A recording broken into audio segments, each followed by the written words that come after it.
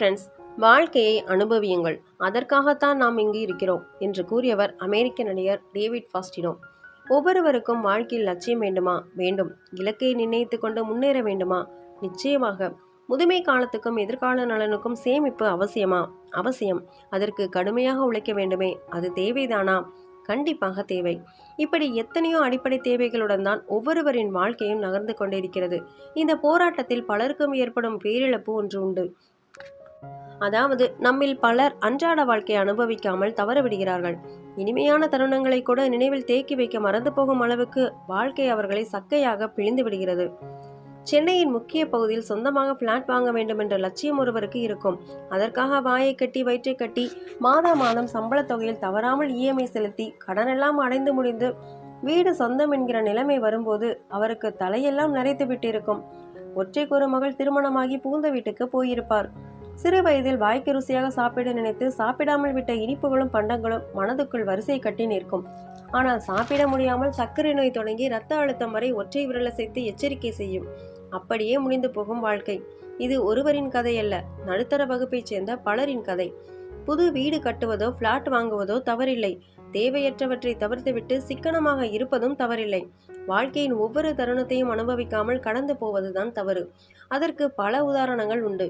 அதே போல உழைக்கும் காலத்தில் உழைக்காமல் வாழ்க்கையை அனுபவிக்கிறேன் பேர்வழி என்கிற பெயரில் சோம்பேறியாக ஊதாரியாக இருந்து வாழ்க்கையை தொலைத்தவர்கள் என பல உதாரணங்கள் உண்டு. அனுபவிக்கவும் வேண்டும், சில கட்டுப்பாடுகளையும் தங்களுக்கு தாங்களே விதித்துக் கொள்ளவும் வேண்டும். அதற்கு மனம் பக்குவப்பட வேண்டும். டொமினிகன் குடியரசு நாட்டைச் சேர்ந்தவர் கிறிஸ்டைடா ரோட்ரிகஸ். பிரபல ஃபேஷன் டிசைனர், இன்ஸ்டாகிராமில் புகழ்பெற்ற பிளாக்கராக வலம் வந்தவர். 40 வயதில் வயிற்று புற்றுநோயால் இறந்து போனார். கடைசி காலத்தில் அவர் உதிர்த்துவிட்டு சென்ற வார்த்தைகள் வாழ்க்கைக்கான அர்த்தத்தை முழுமையாக உணர்த்துபவை. உண்மையில் இது உங்களிடம் என்ன இருக்கிறது என்பது பற்றியதல்ல, பொதுவாக உங்களால் வாழ்க்கையை எப்படி அனுபவிக்க முடியும் என்பது பற்றியது. ரோட்ரிகஸுக்கு ஸ்டேஜ் 4 கேன்சர். அதிலிருந்து அவர் மீள முடியாது. அவரால் உயிர் பிழைக்க முடியாது என்பது மற்றவர்களுக்கு மட்டுமல்ல, அவருக்கே தெரியும். அதற்காக அவர் துவண்டு போய்விடவில்லை. தன் ஃபாலோயர்களிடம் தான் எடுத்துக்கொள்ளும் சிகிச்சை உட்பட அத்தனையும் ஒழிக்காமல் தன் வலைதள பக்கத்தில் தெரிவித்தார். வலைதளத்தில் புற்றுநோய்க்காக அவர் எடுத்துக்கொள்ளும் கீமோதெரபி சிகிச்சை, முடியெல்லாம் முதிர்ந்து போவது என எல்லாவற்றையும் புகைப்படங்களுடன் பகிர்ந்து கொண்டார். தன் கடைசி மூச்சு இருக்கும் வரை தன் ரசிகர்களுக்கு ஃபேஷன் டிசைன் குறித்த தன் எண்ணங்களை பதிவுகளாக போட்டு வந்தார். கேன்சரோடு போராடும் இந்த வாழ்க்கை சின்ன சின்ன விஷயங்களை கூட எப்படியெல்லாம் போற்ற வேண்டும் என்பதை அவருக்கு கற்றுக் கொடுத்ததாகத்தான் தன் எழுத்தில் குறிப்பிட்டிருக்கிறார். ஒரு கட்டத்தில் தன் இன்ஸ்டாகிராம் பதிவில், நான் கீமோதெரபி சிகிச்சையை விட்டுவிடப் போகிறேன். நான் விரும்புகிற அளவுக்கு இந்த சிகிச்சை எனக்கு பலனளிக்கவில்லை என்று விரக்தியுடன் குறிப்பிட்டிருக்கிறார். அவர் ஒரு குழந்தைக்கு தாய். தன்னுடைய கடைசி இன்ஸ்டாகிராம் பதிவில் வாழ்க்கையை எப்படி நேசிக்க வேண்டும், ஏன் நேசிக்க வேண்டும் என்று பகிர்ந்திருக்கிறார். இயந்திரத்தனமாக அன்றாட பொழுதை நகர்த்துபவர்கள் ஒவ்வொருவருக்கும் அந்த பதிவு ஒரு பாடம். அந்த பதிவு உங்களுக்காக. என் வீட்டு கேரேஜில் உலகின் விலையுயர்ந்த கார் நின்று கொண்டிருக்கிறது. ஆனால் நானும் ஒரு வீல் சேரில் உட்கார்ந்திருக்கிறேன். என் வீடு முழுக்க வகை வகையான டிசைன்களில் ஆடைகளும் ஷூக்களும் பல விலையுயர்ந்த பொருட்களும் இருக்கின்றன. ஆனால் மருத்துவமனையிலிருந்து எனக்கு கொடுக்கப்பட்ட மெல்லிய துணிதான் இப்போது என் மேல் போர்த்தப்பட்டிருக்கிறது.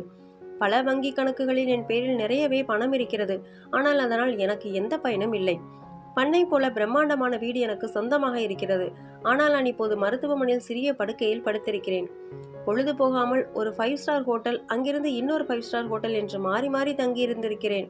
ஆனால் இப்போது மருத்துவமனையில் இருக்கும் ஒரு லேபிலிருந்து இன்னொரு லேப் என என் பொழுது கரைந்து கொண்டிருக்கிறது. நான் நூற்றுக்கணக்கானவர்களுக்கு ஆட்டோகிராஃப் போட்டிருக்கிறேன். இன்றோ மருத்துவர் எழுதி தரும் பிரிஸ்கிரிப்ஷன் தான் நான் தினமும் பார்க்கும் ஒரே ஆட்டோகிராஃப். என் முடியை பராமரிப்பதற்கு என்னிடம் 7 பியூட்டிஷியன்ஸ் இருந்தார்கள். இப்போது என் தலையில் ஒரு முடி கூட இல்லை. என்னிடம் ஒரு தனி விமானமே இருக்கிறது. நான் நினைத்தால் அதில் ஏறி எங்கு வேண்டுமானாலும் பயணம் செய்யலாம் தான். ஆனால் இப்போது அது சாத்தியமில்லை. மருத்துவமனையின் முன் தாழ்வாரத்துக்கு போவதற்கே எனக்கு 2 பேரின் உதவி தேவைப்படுகிறது. இந்த உலகம் முழுக்க எத்தனையோ விதவிதமான உணவுகள் இருக்கலாம். ஆனால் சாப்பிடுவது ஒரு நாளைக்கு 2 மாத்திரைகள், இரவில் அருந்த சில துளி உப்பு கரைசல், அவ்வளவுதான். என் வீடு, என் கார், என் விமானம், பல வங்கி கணக்குகளில் இருக்கும் என் பணம், எனக்கு பொது வழியில் கிடைத்திருக்கும் நன்மதிப்பு, புகழ், எவற்றாலும் எனக்கு ஒரு பிரயோஜனமும் இல்லை. இவற்றில் எதுவும் நான் குணமடைய உதவப் போவதில்லை. எனக்கு கிடைத்திருப்பதெல்லாம் அன்பான மனிதர்கள், சிலரின் அழகான முகங்கள், அவர்களோடு எனக்கு இருந்த உறவு குறித்த சில மறக்க முடியாத அற்புதமான நினைவுகள், அவ்வளவுதான். அமெரிக்காவைச் சேர்ந்த பாடகர் லில் வெய்னோ ஒரு மேடையில் இப்படி குறிப்பிட்டார். வாழ்க்கையின் அந்தந்த தருணங்களை அனுபவிக்கும் மனிதர்களை எனக்கு பிடிக்கும். ஏனென்றால் அதைத்தான் நான் செய்து கொண்டே இருக்கிறேன். அவரை போன்றவர்தான் கிறிஸ்டைடா ரோட்ரிகஸும் அதை நமக்கும் உரைக்கிற மாதிரி சொல்லிவிட்டு போயிருக்கிறார்.